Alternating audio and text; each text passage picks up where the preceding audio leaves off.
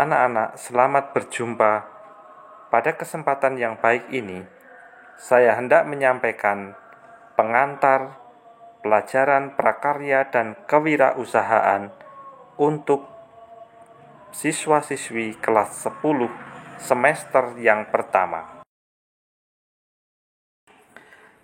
Pada kesempatan yang pertama ini, kita akan mempelajari tentang pengertian rasional, tujuan, dan ruang lingkup materi prakarya dan kewirausahaan.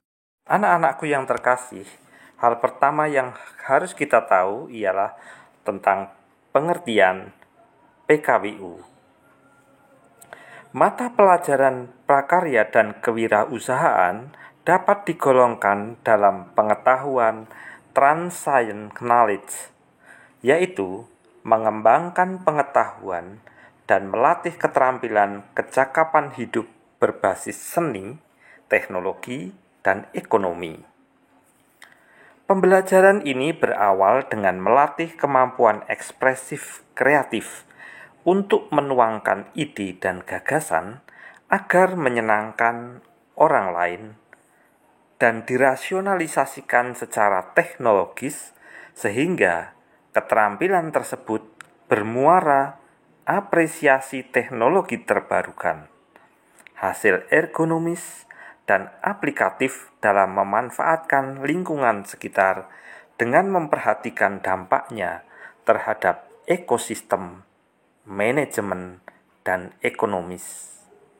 Itulah pengertian tentang mata pelajaran prakarya dan kewirausahaan.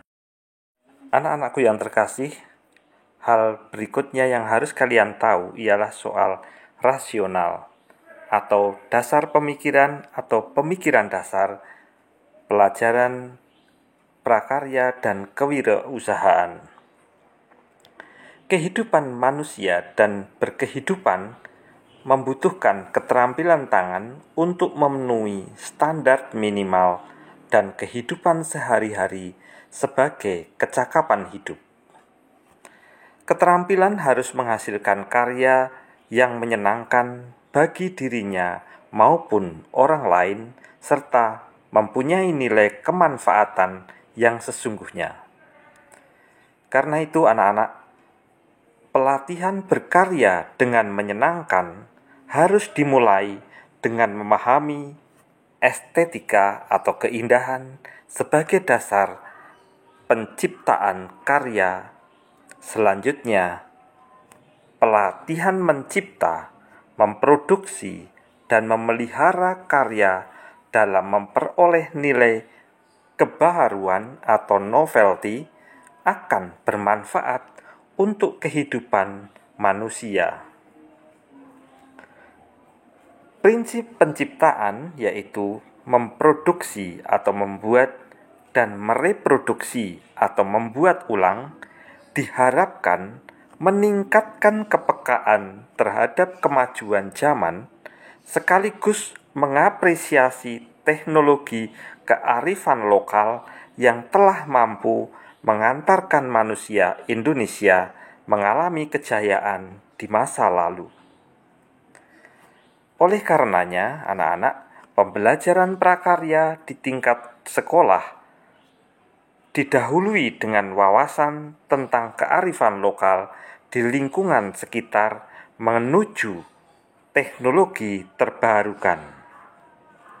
Pelajaran dimulai dengan memahami fakta, prosedur, konsep, maupun teori yang ada melalui studi perorangan, kelompok, maupun proyek agar memberi dampak kepada pendidikan karakter yang berupa kecerdasan kolektif. Selanjutnya, hasil pembelajaran melalui eksplorasi alami maupun buatan atau artifisial ini akan memanfaatkan sebagai media sekaligus bahan pelajaran. Itulah pemikiran dasar atau rasional dari pelajaran prakarya, dan kewirausahaan. Anak-anak, hal ketiga yang harus kalian ketahui dari pelajaran ini ialah tujuan pelajarannya. Tujuan prakarya dan kewirausahaan dapat diuraikan sebagai berikut. Yang pertama, memfasilitasi kalian untuk berekspresi kreatif melalui keterampilan teknik berkarya ergonomis, teknologis, dan ekonomis. Yang kedua, melatih keterampilan mencipta karya berbasis estetika, artistik, ekosistem, dan teknologis. Yang ketiga, melatih memanfaatkan media dan bahan berkarya, seni, dan teknologi melalui prinsip kreatif, ergonomis, higienis, tepat, cepat, dan berwawasan lingkungan. Yang keempat, menghasilkan karya yang siap dimanfaatkan dalam kehidupan bersifat pengetahuan maupun landasan pengembangan berdasarkan teknologi, kearifan lokal maupun teknologi terbarukan. Dan yang kelima terakhir, tujuan dari pelajaran ini ialah menumbuh kembangkan jiwa wirausaha melalui melatih dan mengelola penciptaan karya atau produksi, mengemas, dan menjual berdasarkan prinsip ekonomis, ergonomis, dan berwawasan lingkungan. Itulah anak-anak alasan sehingga pelajaran ini harus diberikan kepada kalian. Anak-anakku yang terkasih, hal keempat yang perlu kalian ketahui ialah ruang lingkup materi dari pelajaran prakarya dan kewirausahaan. Lingkup materi pelajaran prakarya di SMA dan sederajat disesuaikan dengan potensi sekolah dan daerah setempat karena sifat mata pelajaran ini menyesuaikan dengan kondisi dan potensi yang ada di daerah tersebut. Penyesuaian ini berangkat dari pemikiran ekonomis, budaya, dan sosiologis. Artinya ekonomis karena pada tingkat usia remaja, kalian harus dibekali dengan prinsip kewirausahaan agar dapat mencapai kemandirian pasca sekolah. Alasan budaya, karena pengembangan materi kreatif lokal melalui prakarya. Alasan sosiologisnya, karena mempunyai nilai-nilai kecerdasan kolektif bangsa Indonesia. Jadi, prakarya dan kewirausahaan terdapat 4 strand atau aspek, yaitu kerajinan, rekayasa, budidaya, dan pengolahan. Penjelasan ruang lingkup tersebut akan diuraikan sebagai berikut. Yang pertama, menyangkut bidang kerajinan. Kerajinan dikaitkan dengan nilai pendidikan, diwujudkan dalam prosedur pembuatan. Prosedur memproduksi dilalui dengan berbagai tahapan dan beberapa langkah yang dilakukan oleh beberapa orang. Kinerja semacam ini menumbuhkan wawasan, toleransi sosial, serta social corporateness melalui pemahaman karya orang lain. Pembuat pola menggambarkan berdasarkan desain yang dikerjakan oleh perancang gambar, dilanjutkan dengan pewarnaan sesuai dengan warna lokal atau kearifan lokal. Semua itu merupakan proses berangkai dan membutuhkan kesabaran dan ketelitian serta penuh toleransi. Jika salah seorang membuat kesalahan, hasil akhir tidak akan seperti yang diharapkan oleh pembuat pola dan motif hiasannya. Prosedur semacam ini memberikan nilai edukatif jika dilaksanakan di sekolah. Kerajinan yang diproduksi maupun direproduksi dikemas ulang dengan sistem teknologi dan ekosistem agar efektif dan efisien berdasarkan potensi lingkungan yang ada. Itulah bidang kerajinan. Yang kedua, bidang rekayasa. Rekayasa diartikan usaha memecahkan permasalahan kehidupan sehari-hari dengan berpikir rasional dan kritis, sehingga menemukan kerangka kerja yang efisien dan efektif. Pengertian teknologi erat sekali dengan pembelajaran mandiri, seperti menggoreng daging dengan lemaknya sendiri. Oleh karenanya, konsep teknologi untuk mengembangkan diri dengan kemampuan diperoleh dari belajar tersebut. Kata rekayasa merupakan terjemahan bebas dari kata engineering, yaitu perancangan dan rekonstruksi benda maupun produk untuk memungkinkan penemuan produk baru yang lebih berperan dan berguna. Prinsip rekayasa adalah mendaur ulang sistem, bahan, dan ide yang disesuaikan dengan perkembangan zaman atau teknologi terbarukan.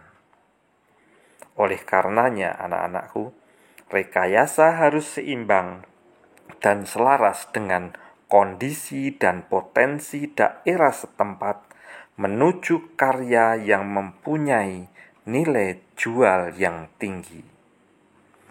Itulah menyangkut bidang rekayasa. Hal yang ketiga menyangkut bidang budidaya.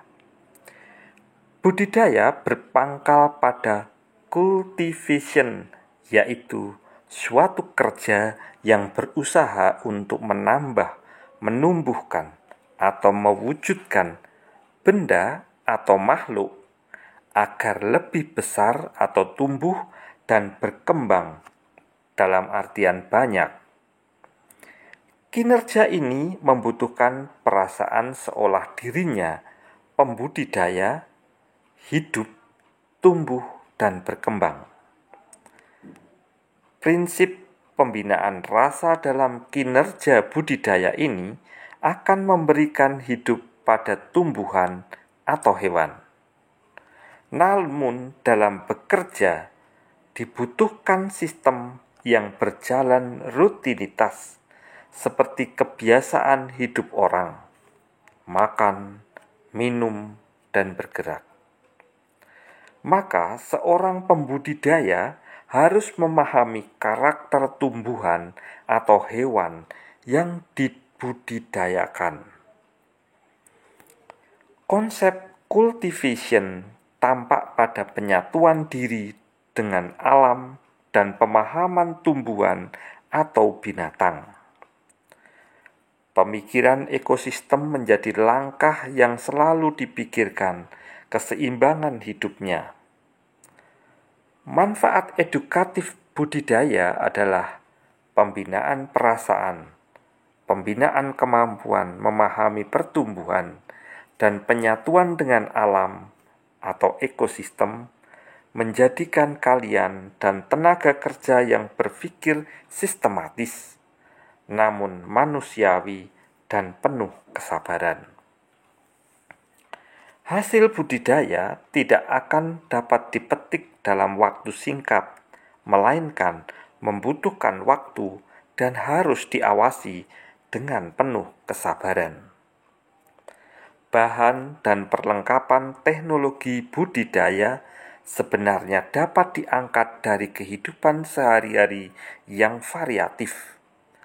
Karena setiap daerah mempunyai potensi kearifan yang berbeda.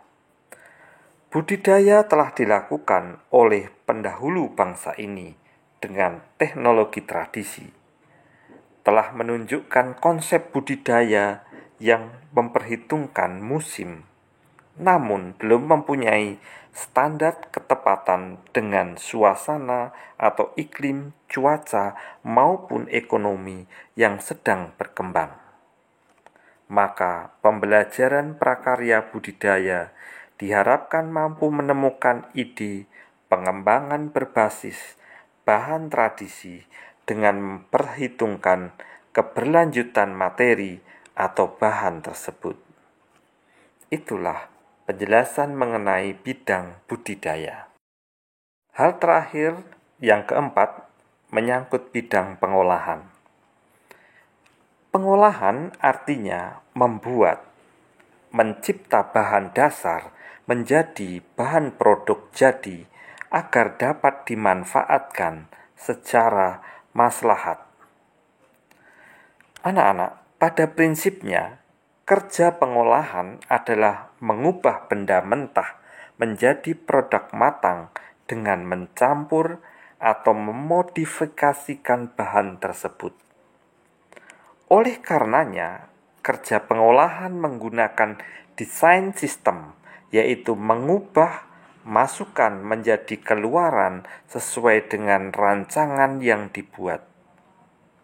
Sebagai contoh membuat makanan atau memasak makanan, kinerja ini membutuhkan desain secara tepat dan perasaan, terutama indera perasa atau lidah dan indera pencium atau bau-bauan agar sedap. Kerja ini akan melatih rasa dan kesabaran maupun berpikiran praktis serta tepat.